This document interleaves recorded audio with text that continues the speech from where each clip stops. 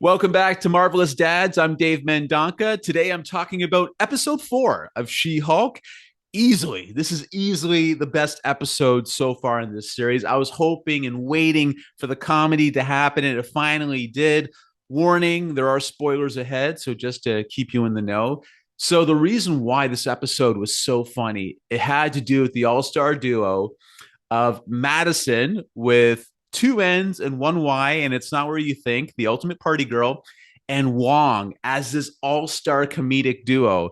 Easily made the episode incredibly entertaining. These guys should get their own show. Just the chemistry, the comedic chemistry throughout was really amazing. And the way she's introduced through that Donnie Blaze like magic act at the start of the episode, where she's this party girl, jumps on stage, and this hack of a magician, Donnie Blaze.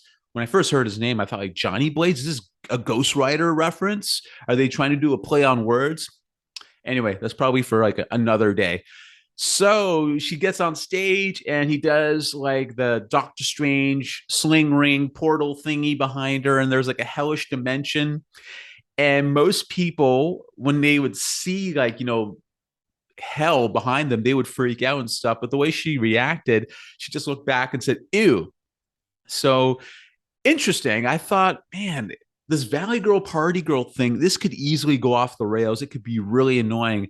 But Patty Guggenheim, I believe is the actress, she nails it. Like it was actually quite entertaining. And then she gets introduced to Wong because Donnie Blaze sent her through a portal. And then all of a sudden she portals into, I think, to the Nepal residence of Wong, into his living room as he's watching. I think This Is Us. Like in this episode, you really get a sense of Wong's loneliness, how he's watching different shows like This Is Us. I think it was Sopranos. She zoomed in. She portaled in through Sopranos episode. I think she spoiled it for Wong. But just the interplay between Wong and this girl, they're total opposites, but it just works so much and they become besties. And eventually throughout the episode, she calls him like Wongers, and they hang out and they watch different shows together and that sort of thing. So it's just the dynamic between those two characters really made it really funny. And like that was something I was hoping for, just for this episode to finally cash in on this comedic label that it gave itself. So, kudos to Patty Guggenheim, Benedict Wong. Those guys, they really nailed it. They just have this synergy, this energy. And just Madisynn, just her character alone, she has this, she's so oblivious to things.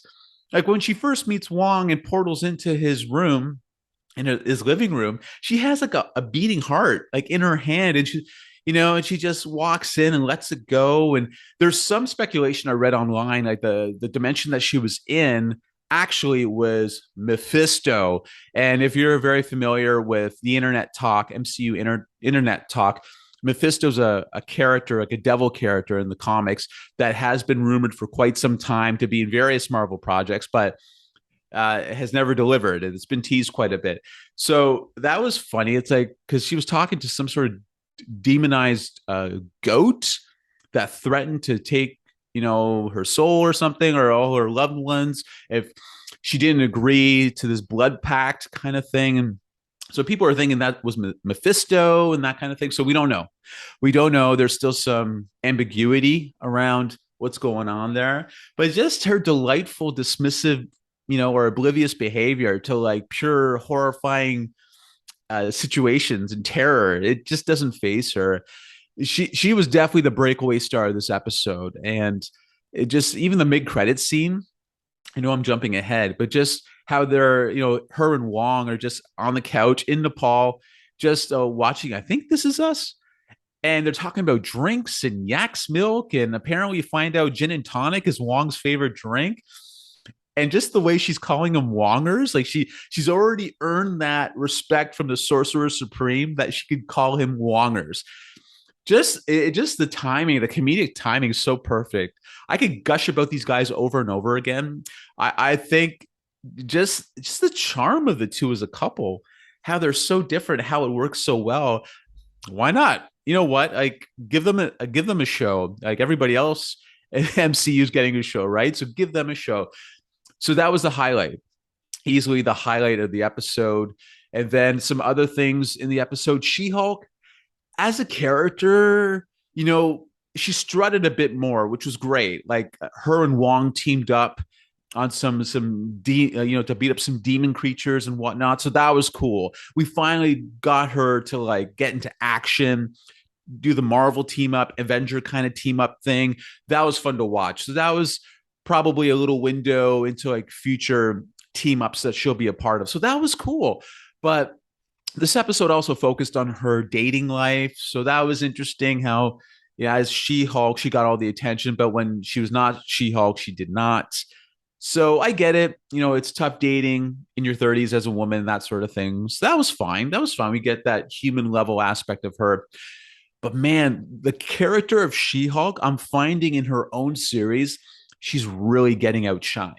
Just my personal opinion. When you get an actress like Patty Guggenheim doing Madisynn, just swooping in and just stealing the show, it just seems like She-Hulk, I don't know. She's like man, if you're going by a baseball batting lineup, she's like maybe batting sixth or fifth in her own show, seventh. I don't know. It just other characters are stealing the spotlight from her, and I really don't think that should be the case. It should be She-Hulk show, and she should be the one that is dominating. But man, it's just these little cameos, little bit characters who are really just entertaining to watch. And hopefully in future episodes, She-Hulk's character will become more of the scene stealer, I guess. But right now, like, wow, this one definitely what stood out was Wong and Madisynn, without question. So at the end of the episode, I know we're skipping a bit further along, but at the end of the episode, we find out that Jen Walters Jen Walters is going to be sued by Titania. And we haven't heard from Titania since episode 1, when she and She-Hulk got into that courtroom fight. And then we found out she got released from jail. And so at the end of this episode, she sues Jen Walters. We find Jen Walters getting like some papers that she's been served, that kind of thing. So because of the copyright infringement of She-Hulk, apparently Titania trademarked She-Hulk for herself. Pretty funny. That's pretty interesting. So the next thing to think about is, will Jen Walters represent herself? Will She-Hulk represent herself in court in this case? Because there has been some speculation that Matt Murdock, Daredevil, will do it. I know that's what I've seen online. So let's see how that plays out. We do know Daredevil will be a part of this series at some point. So that's something to keep in mind right there.